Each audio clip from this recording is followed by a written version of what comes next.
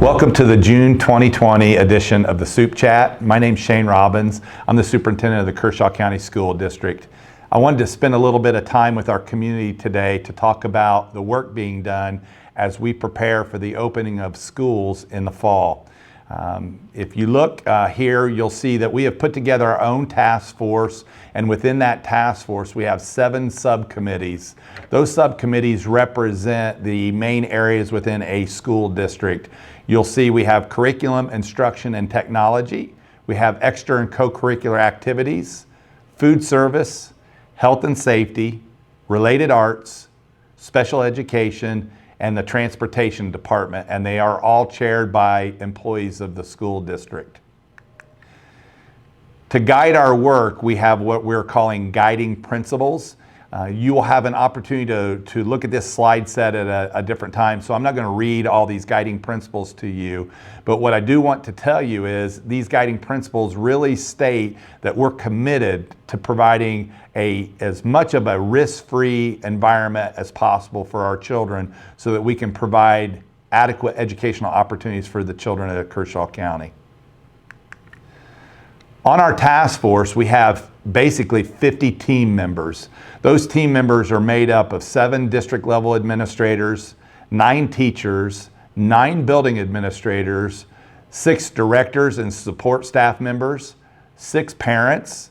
We have 4 community members, and then we've also enlisted the assistance from our 9 board members. So a team of 50 people are working on these 7 subcommittees to try to brainstorm and come up with the best solutions possible for Kershaw County. Currently, we have these planning milestones in place. We organized the task force on May 30th and had our first organizational meeting on June 1st. June 9th, we had a board meeting where we provided updates to let them know the process and the assembly of the team that we had. June 10th, the first subcommittee reports were due to me for review. And June 16th, we received preliminary recommendations from the South Carolina Department of Education.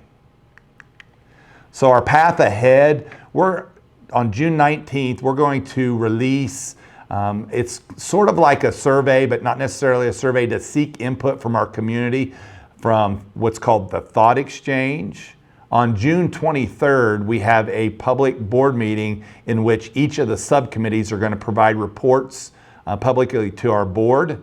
On July 1st, we're going to seek community input that's going to be evaluated by our subcommittees so they can take all those things into consideration as they present report updates to myself and to the board. And then on July 14th, we hope to have recommendations to the Board of School Trustees for consideration on what the start of the school year will look like. So our reopening response, we want to provide options to the board to choose from on what's going to best meet the needs of our community and of Kershaw County. We want to plan for school reopening while at the same time mitigating risk for our students. We definitely want to maximize the amount of face-to-face instructional opportunities for our students. We heard loud and clear that for some of our students, working in an elongated virtual environment was a struggle for them. And so we want to provide options for our children. And then we also want to prepare for the contingency where if the spread of the virus continues, where we may only be able to have a 50% max occupation of our school facilities. So we need to be able to have flexibility based on local conditions, so the conditions in Kershaw County. When you look at our reopening contingency plans, we have 3 areas that we're looking at. We're looking at community spread. And in community spread, we're looking at low spread, moderate spread, and substantial spread in Kershaw County. We're also taking into consideration our instructional model. Will it be a traditional model? Will it be a hybrid model? Will it be a 100% virtual or distance learning model? And then our response. So we may have where we're opening the buildings 100% capacity. We may open them with implemented increased mitigation resources and strategies, which is the plan at this point. We may have limited use of our school facilities where we have to operate on an alternating schedule. We may have minimal use of our facilities. And again, if we're in the substantial spread category, then we're going to have to close our buildings down just like we did the spring of 2020. We need to have plans in place and contingencies for each one of these opportunities that may present themselves to us. The hybrid model is a model where we can look at utilizing our resources to operate in a virtual environment and a traditional environment at the same time. We think that in Kershaw County, we have really worked hard the last 2 years to become more fluent in the use of digital tools. We think we have a robust infrastructure in place. We by no means were ready to go into a 100% virtual instructional environment, and we never want to be in a 100% virtual instructional environment, but we think the hybrid model will be an option that will allow families to make decisions that are best for their current situations. And that's our goal. Our goal is to meet the needs of all students. And if you look at the mission statement of the Kershaw County School District, it says educating all students for success. This is just another curveball been thrown to us that's going to make us have to change our operational patterns a little bit so we can meet the mission of the district. Our reopening contingencies, right now some of the discussions have been, and I'll really break this down into 2 areas. That is one, entrance into the school facilities, and then what happens if a school visitor or a student or an employee becomes ill. And so one of the things that we've looked at is the purchase of thermal rapid temperature checks. Again, that allows us to screen visitors, employees, students without having to physically touch them. We can do them in different locations in the buildings, and we think that will be, one, efficient, and we think it'll help us mitigate risk to those people who would typically be taking the temperature. We plan on having hand sanitizing stations at all entry points to our buildings. And then really we don't have a final decision on face masks and what that's going to be. That's going to be part of our subcommittee work, but we're still looking at what that will look and feel like for us as a school district. When an employee or a student or a visitor becomes ill, or if they come in and then one of these thermal rapid temperature checks identifies that they have an elevated temperature, which would be 100.4 degrees or higher, one of the guidances from the State Department is we need to have an isolation room in place in which we can put those people for further evaluation and then evacuation from the school facility. Again, that's a risk mitigating maneuver.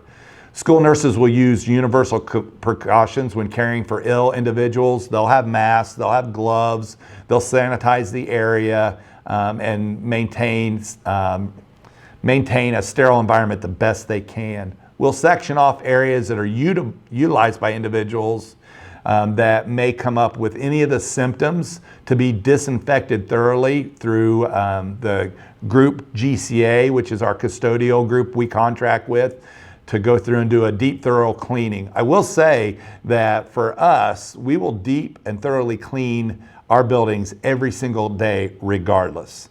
And then we'll ensure proper notification takes place based on an SOP that's yet to be established. So one of the options that some parents and families may choose, because you may have a susceptible, parent at home, you may have a child with a chronic condition and you're not comfortable sending them back to school, is a 100% virtual option on what we're calling the KCSD e-campus. We have spent over 2 years preparing to teach in a virtual environment. And for us, we will utilize teachers that are very fluent in teaching in this environment, and we'll seek people to volunteer for these opportunities to make sure that we're delivering instruction to students. We don't simply want to give them assignments and have them work through it on their own. We still think that even though it may be virtually, face-to-face conversations and contact are very beneficial to the child and will help them progress even though they're working from home. And so we're working on our eCampus initiative right now. Again, like I said, we've spent the last 2.5 years training and prepping for this to at least some degree. And again, I'm not going to take you through this slide, but one of the things that we did when we first started this program was to try to have one standard platform for our digital curriculum that we were working from. And so our teachers are fluent in that digital curriculum. Your children are fluent in using it. They're more fluent now than they were before March, unfortunately, but it allows us to track students to make sure they're making adequate progress. It allows us to provide remedial opportunities. But here's the other thing. Some children need advanced opportunities. So it allows us to advance students a little more rapidly as well if they're meeting standards and they're at or above grade level. And we'll take advantage of that in this environment. And then, I just want to share this with you. Your opinion does matter. We do have restrictions. We know that there are going to be decisions that are going to be made. Some people are going to be happy with them. Some people are not going to be happy with them. It's going to be beneficial to some family settings, and it's going to be a disadvantage to some family settings. We understand that. When you have a district of 11,000 students, it's a struggle to meet the needs of everyone when you talk about an operational environment such as this. However, we want to know how this is going to affect your family. So I really encourage you to look for a release on, like I said, not a survey, but a way for you to voice your opinion through thought exchange on our webpage and through our social media outlets later today. That will be an avenue for you to go in and to share your opinions on a posed question, and we'll collect that data and try to make decisions based on that as we move forward. So in closing, I just want to leave you with a couple quotes. And they're really what's powering me through some of this. And that is, the difference between stumbling blocks and stepping stones is simply how you use the tool. But the one I really appreciate the most is from Martin Luther King Jr. And he is quoted as saying, "We must accept finite disappointment, but we must never lose infinite hope." And so even though this has been a struggle for some of you, we have hope that there's going to be a better tomorrow in the way we're doing things in the Kershaw County School District. So thanks for taking a few minutes with me today to listen to this, and we look forward to a better way forward in the future. Have a great afternoon.